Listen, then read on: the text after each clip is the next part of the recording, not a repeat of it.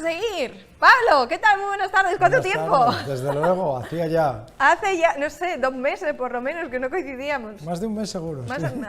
ahí. Bueno, vamos a hablar de la última parte, ¿no? De un tema que ha ocupado las últimas semanas aquí en el magazine, que es el tema de los testamentos y las herencias, que alguna vez lo hemos tocado, pero es que hay mucho que decir. Siguen llegando preguntas y cada vez más complejas, algunas se pueden contestar ahora para nuestros telespectadores y otras pues requieren un poco más de tiempo, de estudio y de conocer el caso en concreto, ¿no? Porque aunque nos dejan las preguntas normalmente bastante bien formuladas, pero a veces necesitamos interactuar con la persona y hablarlo y comentarlo todo. De hecho, la que nos ha llegado hoy, esperemos que podamos resolverla, y yo creo que esta es una pregunta que se hace mucha gente, no solamente el telespectador que nos ha escrito, ¿es lo mismo heredar a un pariente colateral, es decir, una tía, por ejemplo, o un primo, que a un pariente directo, como sería por su padre o una hija o algo así? Bueno, lo que es a efectos de sucesión, a efectos civiles, son los mismos, da igual que tú seas heredero de un tío, que de un padre, que de un hijo, bueno, en este caso no hay diferencia, ¿no?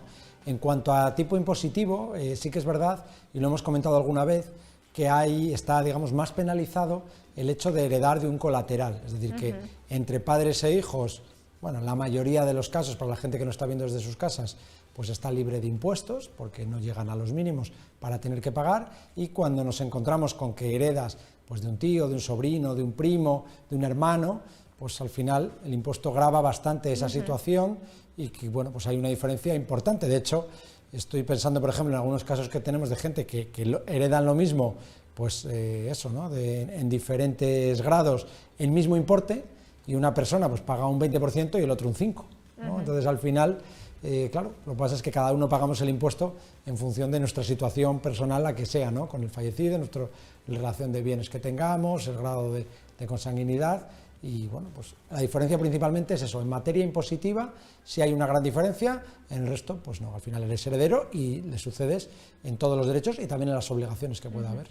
Eres heredero, pero ¿cómo eres heredero? Quiero decir, un hijo al final automáticamente se convierte en heredero, pero también hay herederos que el que ha escrito ese testamento tiene que dejarlos reflejados si quieren que esa persona perciba algo cuando fallezca, ¿no? Bueno, vamos a ver, una persona es heredera, primero sí por ley, porque ser, como bien decías, ¿no?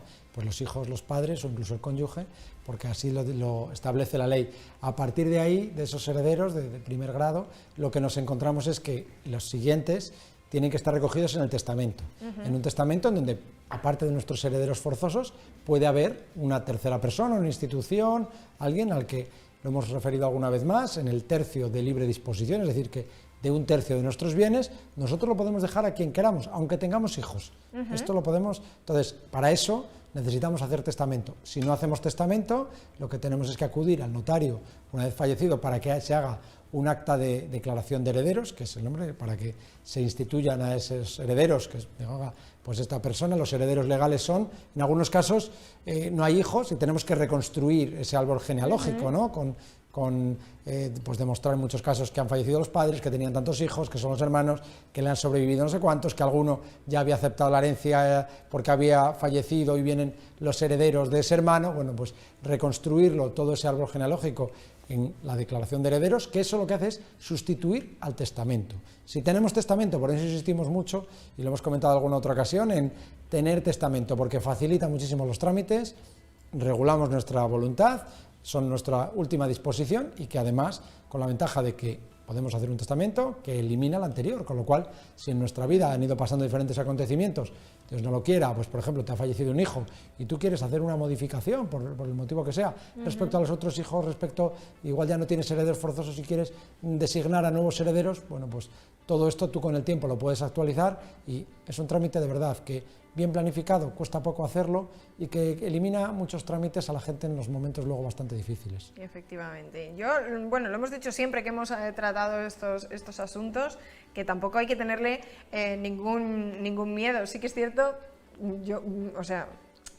tampoco quiero que suene como que soy demasiado frívola, pero es verdad que a medida que se van cumpliendo años, yo por ejemplo lo veo en mis padres, cuesta mucho reconocer, pues ahora necesito gafas, por ejemplo. Es como que si te planteas hacer un testamento es que ya soy muy mayor y no tiene nada que ver. O sea que cualquiera puede hacer un testamento y en el momento que quiera, no tiene nada que ver una cosa con la otra. Incluso pues estamos, desgraciadamente este último año, pues hemos visto auténticas desgracias en gente también muy joven. Es que nunca se sabe lo que puede pasar. Gente que tiene hijos, que tienes hijos pequeños y que puedes, pues con un testamento, en un trámite sencillo, facilitar un montón de trámites a futuro, ¿no? Efectivamente. Bueno, nos hemos centrado en que hay varias maneras, ¿no?, de convertirse en heredero, bien sea porque somos descendientes directos, bien sea porque nos han designado así.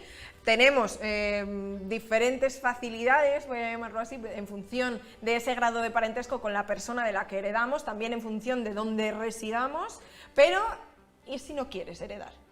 Bueno, puedes o heredar o no, entiendo, claro. Desde luego, uno puede renunciar, pero siempre una vez fallecida la persona, o sea, una vez que... Sí, lo digo porque esto fue bastante polémico, ¿no?, con el actual rey, ¿no?, que renunció a los derechos sucesores de su padre. Eso no deja de ser un brindis al sol, porque eso legalmente no tiene ningún efecto, pero que sí, que, o sea, que no es porque lo haya hecho el rey, no es algo que podamos hacer nosotros, no vale para nada, sino que la renuncia tiene que ser con posterioridad al fallecimiento. Ahí sí decimos, yo quiero renunciar a los bienes de esta persona, no hace falta argumentar ningún motivo, y esto es un acto que también se hace notarialmente, también tiene un coste muy pequeño, y lo que nos ya libra es, desde aceptar los bienes, de pagar los impuestos que pudieran corresponder, y el resto de herederos pues ya se tendrán que entender con los bienes que tenga esa persona. O sea que en realidad a lo mejor sí que son pequeños pasos, pero son muy sencillos todos, ¿no? Sí, hacer una renuncia es un trámite sencillo, y sobre todo que, bueno, en el caso de que alguien tenga dudas, aunque existe otro procedimiento que es la aceptación a beneficio de inventario para alguien que, bueno, pues que quisiese heredar solo en el caso de que los bienes superasen a las deudas, o sea, es decir, que el saldo... salga a ganar. Exactamente, que el saldo fuese positivo, pero bueno, mucha gente no se quiere complicar, o que hay algo que igual es de escaso valor y que incluso el hacer los trámites pues puede suponer más quebrantos y más preocupaciones que otra cosa, y dice, bueno, pues mira, para heredar aquellas tierras en el pueblo que no sé ni dónde están y que no están sembradas ni que las quiero para nada, pues prefiero renunciar y que pase la línea, y al que le toque pues que ya acepte la herencia, o en algún caso, si no fuese el caso, pues que revierta en todos, en la comunidad autónoma, en el Estado, en quien corresponda. En quien corresponda.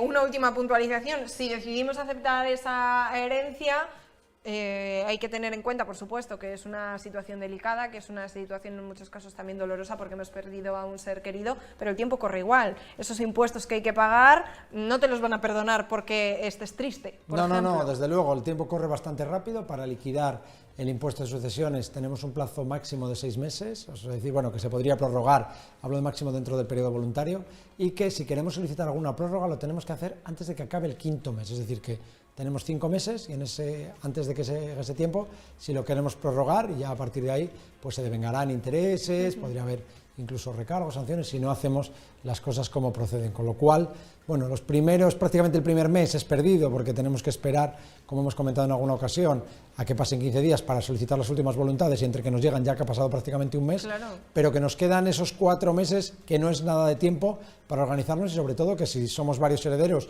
y hay que poner de acuerdo a todo el mundo y con el reparto, es un tiempo relativamente corto. En cualquier caso, existe la posibilidad, antes de que acabe el 5.º mes, de solicitar este aplazamiento, con lo cual, si estamos en una situación de difícil entendimiento o no tenemos la liquidez, por ejemplo, para hacer frente a porque muchas veces nos encontramos que hasta que no haya conformidad no podemos repartir ese dinero, por ejemplo, claro, en el caso de que haya dinero, ¿no?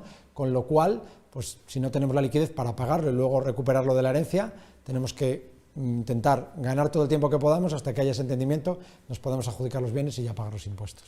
Bueno, pues yo creo que aquí damos por zanjado el tema de las herencias, los impuestos de sucesiones, los testamentos. Y Pablo, yo ya tengo aquí el run run de la próxima vez que nos veamos. Tengo un tema para poner sobre la mesa, que es un tema además que, por desgracia, en las circunstancias que llevamos viviendo estos últimos meses, yo creo que se ha repetido, y hablo del tema de los desahucios, por ejemplo, las personas que por circunstancias no pueden pagar el alquiler, pero el que les ha alquilado ese piso también necesita necesita ese dinero y ahí se producen unos conflictos al final con familias que son muy delicados y que yo creo que tienen un programa.